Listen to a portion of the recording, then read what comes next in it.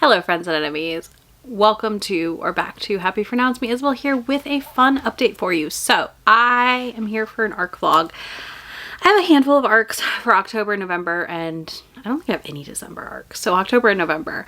This was an interesting one. I've already read all the books, so I'm back here to intro this. So I'm going to take you through the ARCs I do have for this month, and then we'll jump into me reading them all. So first of all, I have Willing Prey. This comes out October 7th. This is a Primal Play traditional release by Berkeley. Then I have Revolve by Balcabra, who is one of my favorite authors. It was a good time. Don't worry.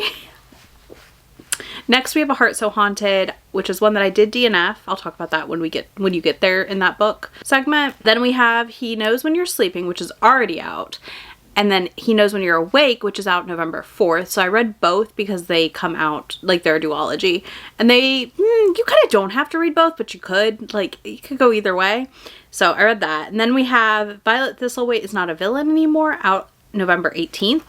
And then I got 2 audio arcs towards the end of this. So I did get Thirsty. This is out October 14th. And then I also got Dealing with a Desperate Demon, and that is also out October 7th. Those last 3 are in the try a chapter section that you'll have down below. So I will be trying a chapter from each of those, kind of tell you my initial thoughts. But yeah, that's kind of where we're at. I had a lot of fun with this one. So let's dive into me reading and having a blast, to be honest with you. Good morning. I need to update you on a book I've been reading for this ARC vlog, and I accidentally read, most of the book. Surprise, surprise, it's me. Are we surprised? No, we're not. That book is Willing Prey by Ali Olsander, something like that. I'll put the cover up, obviously. Y'all, I am having so much fun in this traditional release Primal Play book. I really have enjoyed it. So Claire, our heroine, is in her 30s, I believe. If I recall correctly, she's stockier of build, we'll say. A gym teacher for an elementary school. And her husband was cheating on her with a paralegal at his law firm. And they get divorced. And our hero, Shane, overheard at one of the law firm Christmas parties him talking about, "You are not supposed to be up here, ma'am." She's not supposed to be on it. She knows this. So he overhears the ex-husband talking at this Christmas party they're having about them playing in the woods, like chase, like Primal Play, hunting the other. And in doing so, I know. Okay, here you go. And hearing about this, he gets very interested, but he's also very interested in Claire at this point already. So he's like, is this a new thing I like? So he hires some sex workers and different people to try it, and it doesn't work as well for him. And then it's been like a year. He overhears her at the coffee shop talking to her friend, where he's lightly been stalking her. It's fine. Very light stalking. And he overhears that, like, she's not getting any help with her student loan debt. And he's like, I could pay her enough to chase her in the woods. And he thinks it's just going to be that kind of arrangement. Well, we develop feelings. Of course feelings are developed. Would this be a romance book if they weren't? No, it wouldn't. So yeah, they develop feelings for each other during this, and we come to the end of the thing, and like, she runs off, and he has now run after her because he's like, absolutely not. You didn't give me a chance to say what I needed to say. So there's that. It's so good. I'm having a blast. This is like a solid 4.5 for me. I'm really impressed. I didn't expect to love this as much as I am, but here we are. I really am loving it. So yeah, I'm going to finish that up this morning, and I'll update you when I'm done. But first, I have to go to the post office, and I have to go get myself coffee, because that's what I do now. I go to the post office and then I go get myself a Dutch Bros. So we're going to do that and then finish this book up. I will talk to you all very, very soon. Dutch Bro in hands and a little koozie. Ran the errand I needed to run. I'm home. Picked up stuff for dinner. Spaghetti tonight. Finished Willing Prey on my drive. And I have got to say, I really liked that book. I had a really fun time reading Willing Prey. So I'm going to give it a big fat recommend for anybody interested in a traditionally published primal play. It is heavy on the primal play. You need to know that. It is heavy on the primal play. We're going to light our candle for the day also. Heavy on the primal play, okay? Like, this is a steamier title. Yeah, Willing Prey was fantastic. I really enjoyed the exploration of the kink. I enjoyed that we had some flipping of the kink where she chased him. That was really fun. We didn't really entertain the shitty ex-husband much, so that was also a nice treat in my opinion. I was worried a little bit there that we were going to entertain him a little too much for my liking, but we did not. So yeah, y'all had a blast. I had an absolute blast. I'm giving this a solid 4.5. I truly feel bad, but I was so sucked in yesterday reading it that I didn't update you. And then I was like, oh shit, it's 9 o'clock at night. Then it's 10 o'clock at night. And I was like, oh no, I need to update you, but I am sleepy, so I didn't. And you know what? I think it's okay because again, I think that tells you how in I was in this book. I think everything this book does really well is it's a short audio. It was under 10 hours. Y'all know I've been bemoaning the fact that we are just getting too many overly drawn out romance books. And this was nice because it wasn't. I will say I do think the middle suffered a little bit, but not terribly so. The things moved quickly enough that I was fine, personally, overall with it. But yeah, I really liked Willing Prey, and I'm really, really happy I read it already. I'm sad I waited as long as I did to pick this one up, but that's fine. I have to update you because I was up until 3 in the morning. 3 in the morning, reading Revolve by Balcabra. I made it about 70% in, and I'm finishing it up this afternoon. So I sleep tonight, and honestly, I'm obsessed. I love this book. My members have said it's cutting edge fic. Maybe it is. Maybe it is. I don't remember. I know I've seen the movie. I don't remember the movie very well, so I might have to reread it, rewatch it this week. But our heroine, Sierra, has been injured on the ice, in recovery. Is coming back to do pairs figure skating. Our hero is our hockey player who used to figure skate with his little sister and now plays hockey. And in doing that, he has some stuff happen. He basically gets kicked off the team, suspended for a minute, and to reprove himself, he is her skating partner. And it has been amazing. And he's like, I will not drop you. And I love that energy every time. And these are hockey romances with the figure skater heroines. It's just perfect. And of course, her ex-partner is a piece of crap, literally. He's the worst. But yeah, I devoured 70% of this book. I think it was between 9:30 last night to 2 in the morning. It's near 500 pages. So there's that. I truly had a blast. And I had so much fun. I'm having so much fun. So I'm excited to finish it. I also need to update you in another clip about a book I'm DNFing. So we'll do that next. But yeah, I'm really excited to finish this. My Kindle says that I have an hour and 54 minutes left. I don't know. I know I was dozing off repeatedly and then waking up and continuing to read this book. So that's where we're at right now. That is where we're at. So yeah, I'm loving it. I really like their energy. I feel like one of the things here is it has a thing I love where she's very studious and very on her game. He is kind of a known Playboy player type. And he is, he's trying to get his life together again, because he's being this person for other people. And I feel like she sees him and he really sees her. I also love, she has slightly disordered eating, which is going to play into something else I'm going to say in a minute, but about the next book, which I DNF'd.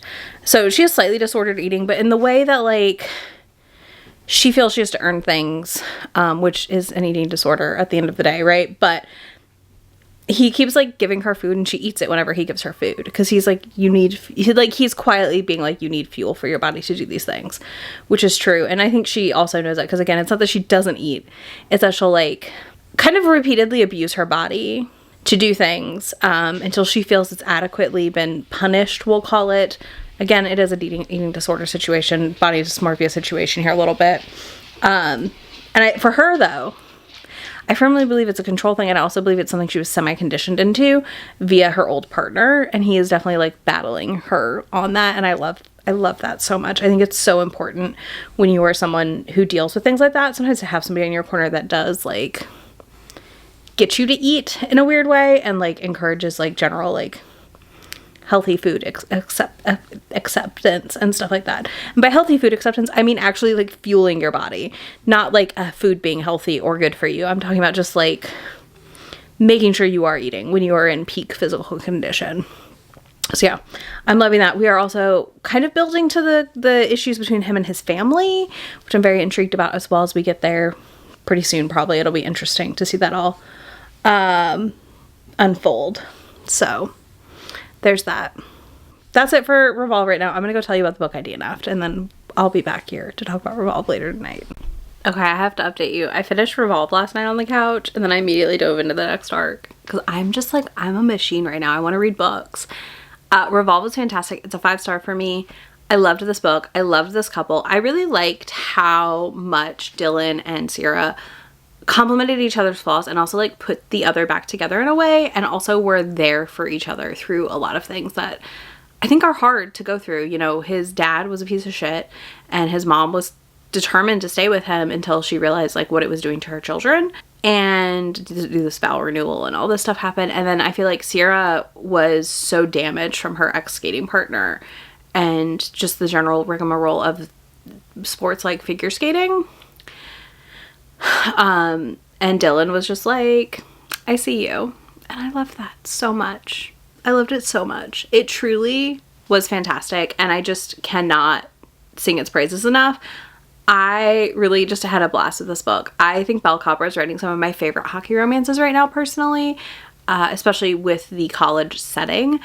I enjoy Hannah Grace's, they're fine, but I think Belle Copper is like doing it better, if that makes sense. And Peyton Corinne also killing it in this department. But I truly loved this book. I cannot believe how quickly I read it and how much fun I had reading it. So there's that. But 5 stars for me. If you've liked the rest of the series, you're gonna like this one.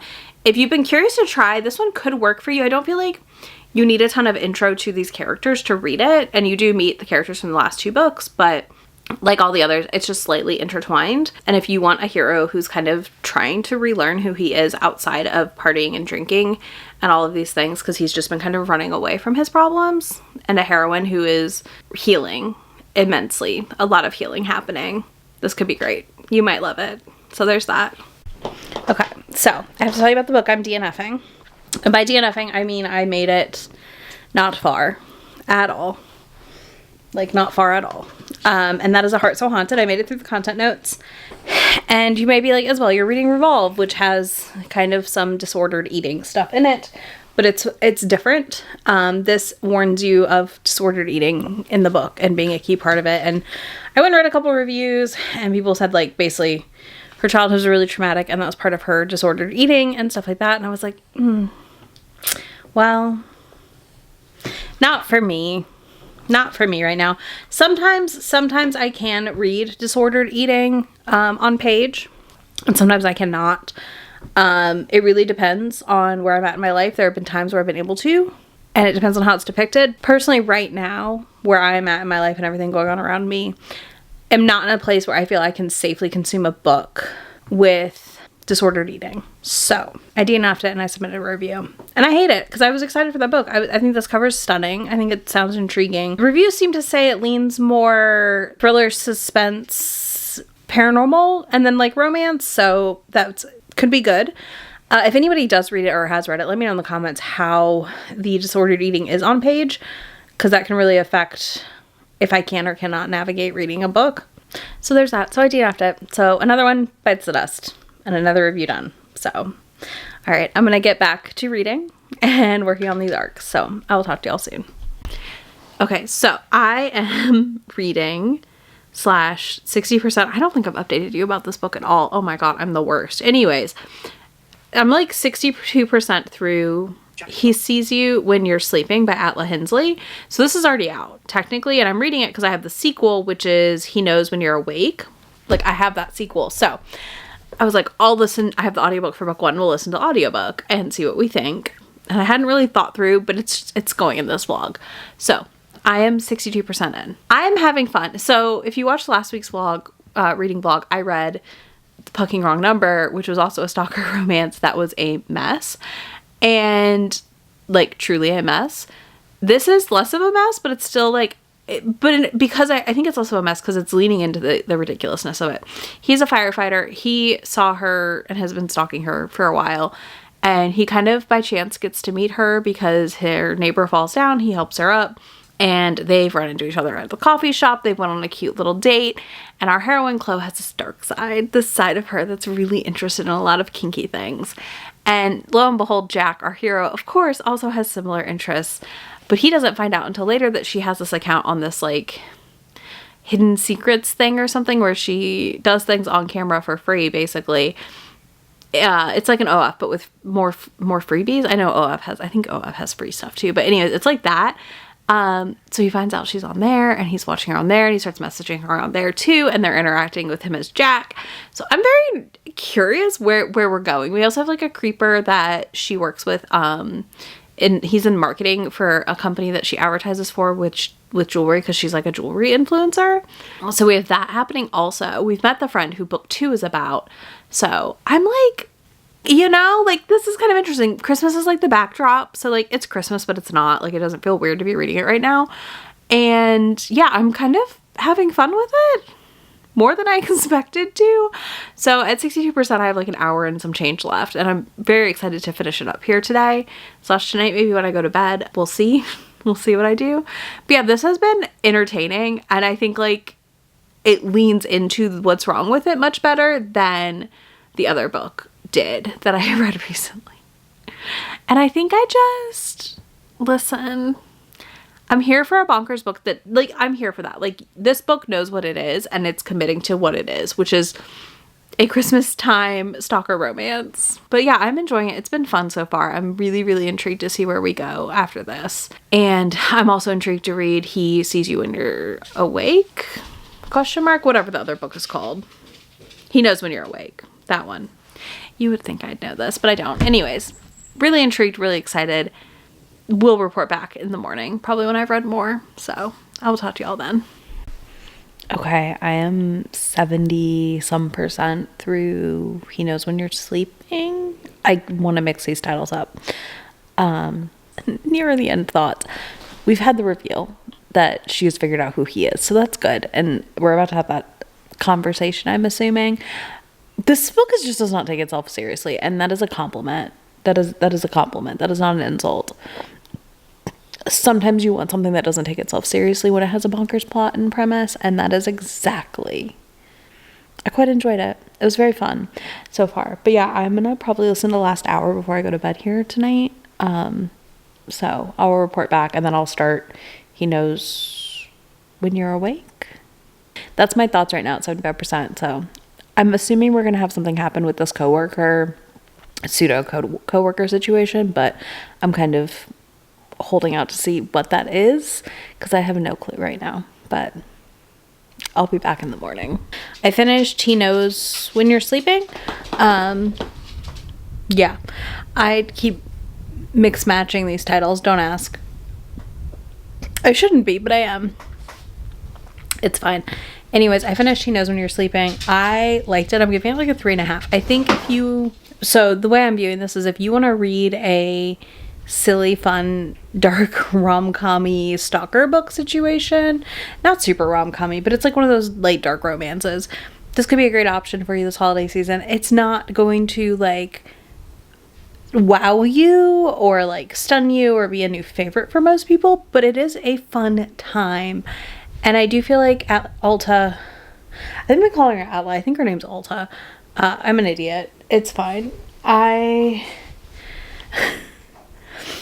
Sometimes my brain reads things and I like can see the thing and I know the word and I cannot say the thing correctly. Anyways, I feel like Alta Hensley did a good job leaning into the setup here, into the bonkers, into, we say we're going to be here and like do the thing. She did that fantastically. Like, that was so well done in this because it is bonkers. He's stalking her. He is a firefighter. He has been stalking her for like 2 freaking years, but also he finds her like hidden secret account or whatever, and then like all this stuff with her friend Sloane, who's book 2. I was screaming. I was so mad, y'all. I was so mad. So everything that happened with the friend and like workplace stuff with her account, screaming mad. I'm not gonna spoil it, but I was just like, what is wrong with you? Not mad. So mad. So I'm not reading that book yet, but I'm gonna tack it on after this one, because yeah, I definitely think I would like to read that one. I'm gonna try to get to it in this vlog, but I may not. I know this is technically a September release, but I had to read it to know if I'd be interested in book 2 or not, right? Yeah, so I'm at the point of like intrigued enough to continue, expecting a similar style read, and that's okay. I think sometimes you need books that are like, you know, to get through the day. And that's what this was. Like, it was fun. I had a good time, but I didn't need it to be like anything more than what it was trying to be. Like, it didn't need the like complexity of other stories. And I think it would have felt silly if she had tried to make it more, you know, like, I feel like this author was like, this is a bonkers book. I'm going to be a little bonkers with it, and I appreciate that. So there's that. But yeah, anyways, on to the next one. I'll be back to talk to you soon because we got some more arcs to read. So I started He Knows When You're Awake last night after I finished Revolve, and I read a large portion of it last night, actually, unintentionally. I started to fall asleep reading, so I knew I had to put it down, but I made it 30% into this book almost. And honestly, I'm kind of obsessed with our billionaire hero, Cole, who is setting the stage for the perfect meet cute and the perfect situations. Even though Sloane's like, I don't know about this. But at the same time, it's like, well, I kind of have to do it because I quit my job at a jewelry company and want to launch my own line, and I need money and backing to do that successfully. Well, and not lose everything, right? So she chooses to go along with it, and she's moved into his penthouse, has her own wing of the penthouse and a workshop and all this stuff. And then we have some like other stuff happening here with like his former partner in business, it seems. So I'm truly intrigued at the end of the day for all of this and to see how and where it goes, because yeah, right now I'm just very interested. I do like Sloane being like, this could be a terrible idea, but I feel like I have no choice, so I'm just going to do it. But also continuing to be like, this is possibly like a terrible idea. And obviously our hero is just like, it's all gonna be fine. I'm obsessed with you and it's gonna be fine. We're meant to be together, but obviously we can't be together right now because you are working for me. So I'm curious to see how this unravels. I really am. I'm having a good time, and that's really all that matters in life right now for me on this. Again, similar to the other one, I think it's leaning into the bonkers in just the right fashion where I'm enjoying it at the end of the day. So what more can you ask for? And right now the only real holiday part of it is that it's set like over like December-ish. So that's fine. Anyways, I'll be back in a while when I've read some more and I'll update you. Hey y'all. Okay, so I'm a little over halfway through He Knows When You're Awake now, and I'm enjoying it still. I really need the reveal about this Claire person and his ex-business partner Julian to happen though. Like that part is slightly not stressing me out. It's just frustrating me because I want to know what's going on. I'm like, I need to know what's going on, please. So we're still going for that. I should finish it this morning. It's like 10:30 right now. I have an hour and some change left in the book, a little over an hour and a half, but under 2, so I'm somewhere in there. So I'm hoping to finish it this morning, so we'll see how that goes. And then I'm gonna do a try chapter. We'll talk about this later, but I'm gonna do a try chapter for the rest of the books I have for this quarter because I do not have it in me to read a fantasy romance cozy thing right now. It might make me fall asleep, so we'll talk about that in a bit though. I'm gonna go finish He Knows When You're Awake. I finished He Knows When You're Awake, which I think I liked more than He Knows When You're Sleeping, kind of. The quickness with which they like were together, I think, is what worked here for me in the stalker setup. So I enjoyed this. I had fun. I gave it a 4. I gave the first book a 3.5. So there's that. So I think if you're interested in it, it might be worth checking out this holiday season. They're very lately Christmas, so I feel like they could be great early November reads if you're looking for just like a little bit of holiday spirit, but you're not like Christmas. I mean, I literally was looking at Christmas decor at Walmart today and on October 1st. It's fine. It's fine. But yeah, so I really liked it for the most part. I think it was fun. It was interesting. I am going to say recommend. It's also on KU, so like it's an easy recommend. I feel like it's low commitment for anyone with KU. Now I have 3 things I'm going to try a chapter of for the last portion of this vloggy situation. So I'm gonna read the first chapter of Violet Thistlethwaite Is Not a Villain Anymore to see what I think of it. So I want to read it, but I just like, I am truly tapped out on that. And like, there's a lot of things I want to read this month in October. So I'm like, we're just going to try a chapter. Then we have Thirsty. This is an vampire romance. And then I have Dealing with a Desperate Demon also. So I'm going to go listen to the first chapter of one of these and I'll come back and talk to you as we go, is my thought. I hope that sounds good. I'll probably be in this exact same spot. Okay, so Thirsty has a premise I don't love. I'm going to say that now. Our hero is a struggling columnist. How do you say that word? Whatever I'm saying. Anyways, he's struggling, right? He's moved back home from New York to this small town in Virginia with a college and all this stuff. And the world knows about paranormals, and he's an advice columnist. So he's getting questions about paranormals and he doesn't have answers. In walks his friend's ex-boyfriend who's a vampire, and he enters a negotiation with him to talk to him about things because he said he's doing a thesis for his grad program at the college. That's a lie. That is a lie. So because of that, he is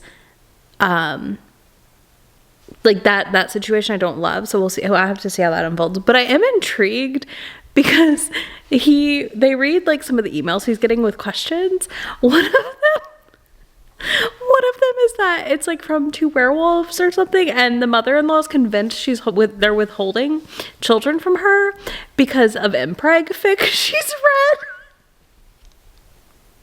And I have a deep appreciation for this. I have a deep appreciation for that. I think that is the funniest, like, offhand chapter 1 comment ever, which has me more interested than I would have been probably without the knowledge about the lying. So I will probably give this one more of a shot during Love in the Night and see what I think. But it does come out later this month. Anyways, let's go try Desperate Demon, whatever it's called. Okay, so I tried the first chapter of Dealing with a Desperate Demon. I'm intrigued. So there was like a little prologue, and our demon appears to be this very hulking man in town. Our heroine has some kind of magical abilities that have been suppressed, and she maybe summoned this demon a long time ago as a child. In some capacity, it seemed like. Intrigued, not in a rush to read it though. Does feel very fall though. Town feels very Stars Hollow to me so far. She runs a little bookshop, so again, it's something I may return to during Love of the Night, but we'll see. Okay, I read chapter 1 of Violet Thistlethwaite is Not a Villain Anymore, or the prologue. I don't know because they're not labeled. They did that just to torture me. Anyways, I am intrigued. Basically, they find her in a garden and she's just like chilling, and the knight is like, okay, I'm gonna let you go, but you have to be good. And I love that premise. So I will be reading this probably in November. I don't feel like it comes out in November, and I don't feel like it's an October read for me because it just seems a little too cozy, and that feels like November to me. I'm gonna hold out hope I can get the audiobook from the publisher, but also if not, I'm just gonna read it come November. I really liked that little preview intro we got, so that would be great. It also comes out in November, so if I do it then, that'll be perfect. Anyways, that's that. All right, I'll talk to y'all in front of my bookshelves here. Okay, I'm back. I'm back from the try it chapter, which is fruitful. Like, I am interested in all 3 of these books. Does that mean I'll finish them? Who knows? But for now, I am at least interested. So we'll take it. That's a win, in my opinion, at the end of the day. I feel like this was a wildly productive arc vlog for me. I feel like I got through a lot, even though I didn't finish all of them. I definitely want to read Violet Thistlethwaite is Not a Villain Anymore, but I think I want it on audio. It feels like that first chapter to me really felt like an audiobook read to me. I don't know how else to explain it. I think it's the cozier-ish vibes that the cover's giving make me feel like I would enjoy it a lot on audio. So I'm hoping to get that on the Penguin Random House Influencer app at some point. We'll see. But yeah, I have only a handful of arcs for the beginning of 2026 as well. So let me know if y'all are interested in me continuing these through next year, or if I should just start doing like random arc vlogs in general where we read down my NetGalley queue, because I'm definitely not requesting as much as I did before, and I'm trying to be really diligent about that because part of getting that rating up on NetGalley is going to be that I have to reel in my requests. I definitely don't feel like I can raise my score and keep requesting at the pace I'm currently reading. So let me know in the comments if you're wanting one for the new year. And if you are there any books in particular coming out in January, February, or March of 2026 that you're already aware of and interested in? Because again, I have, I think 3 right now. One of them is a really badly formatted arc. So I don't know that I'll read that one before it comes out. I probably will wait for an audiobook from the library to then read it. So keeping that in mind, if you have 1 or 2 more ideas of things I should be requesting for the new year, let me know down below. As always, I would love to know if you're going to pick any of these up. They all come out very soon. Literally, like they're all start coming out next week. So I would love to know if anyone's interested in any of them. I definitely am probably going to be picking up Willing Prey physically for my shelves, and Revolve, of course, for my shelves right now. Those 2 for sure win on the must be on my shelves collection. But yeah, I hope you had fun. If you don't have any of that, you can leave me a vampire emoji. We'll do a vampire emoji. I definitely will be trying Thirsty more during Love in the Night, so we'll see if I DNF it or not. But yeah, you can leave a vampire emoji down below for that. Otherwise, I will have links to all these books for you down there, links to my friend anywhere on the internet that I am, and I will talk to y'all in just a few days. Bye! Already packing, come with me. I'm not really asking. We'll get away to a place where we don't know. About to see the world in action, what we can be. Life with no distractions. We'll get away. This is what we waited for.